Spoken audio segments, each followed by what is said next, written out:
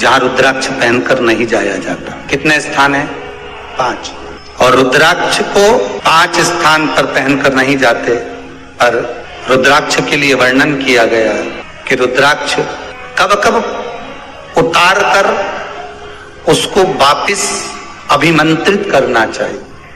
5 जगह पहनकर नहीं जाना चाहिए और रुद्राक्ष को अभिमंत्रित करना मतलब सीधा अमावस्या के दिन, पूर्णिमा के दिन, शिवरात्रि के दिन, श्रावण महीने के सोमवार को, प्रदोष के दिन, ये दिन आपके शरीर में जहां पर भी रुद्राक्ष है, आपके गले में अगर आप रुद्राक्ष पहने हो, आपके हस्त कमल में आप रुद्राक्ष पहने हो, आपने अपने पास में कहीं रुद्राक्ष रख रखा है, तो उस रुद्राक्ष को अमावस्या, पूर्णिमा, शिवरात्रि या श्रावण का सोमवार या प्रदोष आदि, इस दिन उस रुद्राक्ष को एक बार दूध में धोने के बाद उसमें थोड़ा सा सरसों का तेल अवश्य लगाना चाहिए।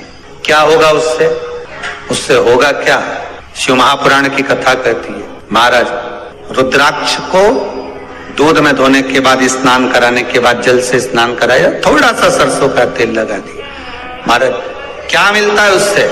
तो कहा उस रुद्राक्ष में बल प्राप्त होता है। कौन सा बल?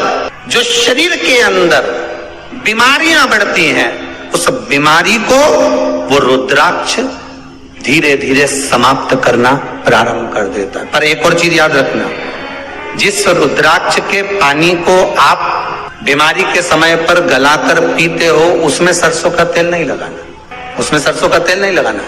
उसको तो आप केवल स्नान कराओ दूध से, जल से, और फिर उसको गला दीजिए, उसका पानी आप पीना चालू कर दीजिए। जिसको बड़ी बीमारी होती है उसके लिए कल कथा में वर्णन किया रुद्राक्ष के जल। रुद्राक्ष का जल पिया जाता है शरीर के अंदर से रोग को, बीमारी को हटाने के, रोग बीमारी को समाप्त कर।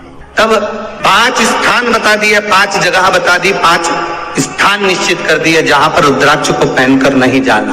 पहला, किसी की मृत्यु वाली जगह पर। दूसरा, जहां पर बच्चे का जन्म हुआ, मृत्यु आदि जगह पर सूतक लगती है, जहां बच्चे का जन्म लगता है वहां सावड़ लगती है।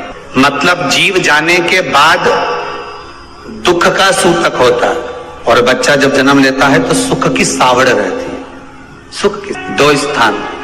तृतीय स्थान, तीसरा स्थान दिया जहां पर वैश्यावृत्ति होती हो या महाराज मदिरा का पान होता हो, उस स्थान पर रुद्राक्ष को नहीं ले जाया जाता। चौथा स्थान रुद्राक्ष के लिए कहा गया, जिस स्थान पर आपको ज्ञात नहीं है और आपको लगता है कि ये स्थान अज्ञात है, यहाँ पर कई जगह पर कुछ जीवों की हत्या हुई है या किसी जीव को नष्ट किया गया है, उस स्थान पर रुद्राक्ष को नहीं ले जाना चाहिए। 5वां, महाराज आपके रुद्राक्ष का जहां अपमान हो रहा है, अपमान से समझ में आ रही है ना आपको बात? एक आय को ढोंग प्रपंच में पढ़ा है, कौन ने कहा इतने रुद्राक्ष धारण कर ले? कौन ने कहा है? क्यों ढोंग प्रपंच में पढ़ा है?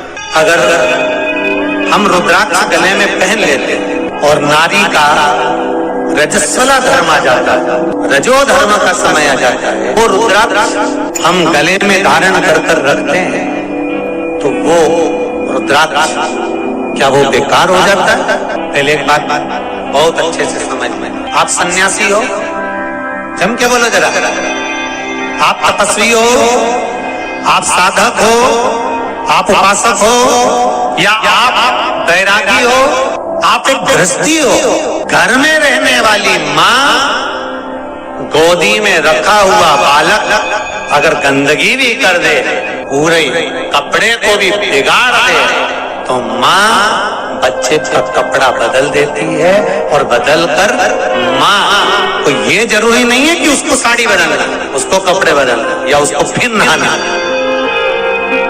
बच्चा जब गोदी में होता है तो माँ की गोद में कितनी बार भी गंदगी कर दे, फिर माँ अपने कपड़े बार बार नहीं बदलती, उसी कपड़े से काम करती रहती है, उसी कपड़े से सेवा करती रहती है, उसी कपड़े से भगवान का पूजन भी करेगी तो भगवान स्वीकार करेगा। क्योंकि मातृत्व के लिए, माँ के लिए, नारी के लिए छोड़ दिया गया है कि तुम और हाँ, आप अगर पूजन करने बैठ रही हो तो आपको ये 7 दिन पूजन नहीं करना।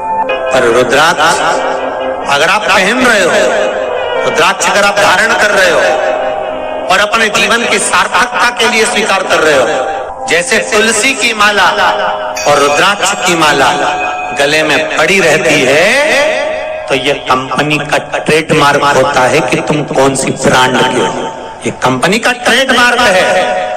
तुलसी की माला पहनकर प्राण छूट गए तो वैकुंठ चले गए, और रुद्राक्ष की माला पहनकर प्राण छूट गए तो कैलाश धाम चले गए। ये कंपनी का ट्रेडमार्क। छोटे रुद्राक्ष की माला, छोटा जो रुद्राक्ष होता है उसकी माला, कैंसर का जो मरीज होता है, अगर वो फर्स्ट स्टेज का कैंसर भी है, छोटे रुद्राक्ष अगर अच्छे हैं, 3 मुखी से लेकर 5 मुखी, 7 मुखी, 9 मुखी, 11 मुखी छोटा रुद्राक्ष मिल जाए, उसकी माला अगर पानी में डाल दी जाए और उस पानी को वो मन का ही डाल दो, उसी का पानी थोड़ा थोड़ा कैंसर के मरीज को सुबह दोपहर शाम श्री शिवाय नमस्तुभ्यम का जाप कर कर, पंचाक्षर ओम नमः शिवाय का जाप कर कर, शंकर शिव का नाम लेकर, महाकाल बाबा का नाम लेकर, विश्वेश्वर विश्वनाथ का नाम लेकर, केदारेश्वर का नाम लेकर, 12 ज्योतिर्लिंग का स्मरण कर कर अगर वो आचमन करना प्रारंभ कर दे तो कैंसर रोग में भी आराम मिलना प्रारंभ। केवल आचमन ही नहीं करना है,